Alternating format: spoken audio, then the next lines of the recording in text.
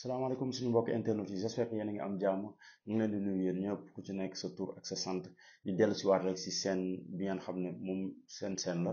maanaam mooy seenu électricien yi loolu la ñuy wax moom mooy seenu électricien yi donc électricité en wolof TV donc abrégé Elec TV pourquoi parce que wolof moom langue la boo xam ne dañ ko war a valoriser donc il y a beaucoup de gens qui disent que waaye est-ce que wolof c'est une langue parce que dafa jël fii jël fee cap fee mais en fait à vrai dire wolof langue la donc comme yeneen langue yi lu ñu nekkee langue mais comme boo xoolee ñun Dakar waay man bi nga xamante ne man je suis Dakar waa boog par exemple su may wax mënuma wax wolof taw dugaluma anglais français kii mais ça dépend parce que mën nga dem dans le Sine Saloum wala dans le Saloum wala dans le Baol wala dans le Kayor foofu wala sama mbokk lébu yi ñoom moom Dakaaru de waa ñooñu boo ñëwee foofu noonu da ngay dégg wolof bi nga xamante ne kàllaama bu baax bi la li ñuy wax bu baax bi maanaam bu authentique bi donc am na solo aussi ñu koy valoriser bañ ko xeeb donc Sénégambia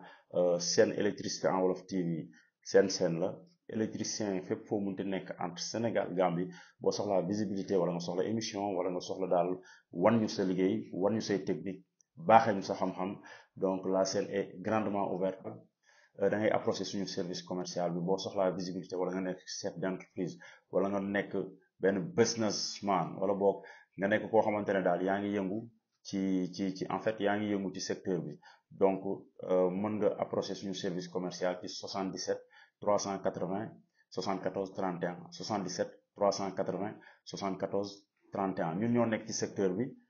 we know the deal comme anglais di li ñuy wax we know the business we know what's going on maanaam ñun xam nañ lu affaire yi fu lu mu yëngoo xam nañ lépp lu mu kii te c'est une équipe boo xamante ne c'est une équipe d'experts ñoo xamante ne boo leen approché soo amee projet wala nga am étude boo bëgg a def you know ci wàllu wi wala nga soxla dimensionnement ci wàllu wi donc da ngay approché suñu service commercial 77 380 74 31 donc dinañ la conseiller électricité en wolof tamit comme lu mu wax rek valoriser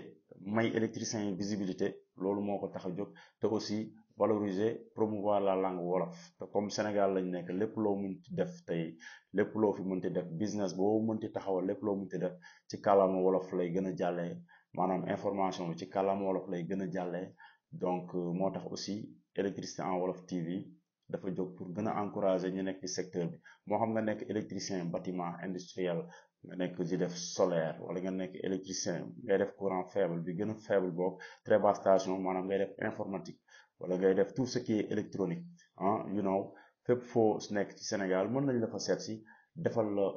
promotion maanaam promouvoir sa liggéey ah say activité aussi wan la sénégalais yi xam nga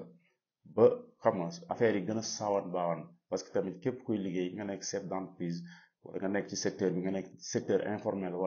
wala formel mais soxla nga visibilité et puis soxla nga aussi am connection am link ak ñi nga xamante ne ñoo nekk ci secteur bi par exemple tey nga nekk koo xamante ne dafa yor quincaillerie bu mag di évoluer ci business matériel électricité donc da ngay approcher rek suñu service client comme ça dinañ la taxawu ci loolu te et puis on va faire le maximum pour nga gën a am visibilité parce que ñëpp ko soxla man sama mbokk bool bi yor quincaillerie sax di jaay soxla na am visibilité soxla na gën a am link ak électriciens yi parce que souvent jumtukaay yi muy jaay yooyu la électriciens yi di jëfandikoo donc dafa baax créer link bi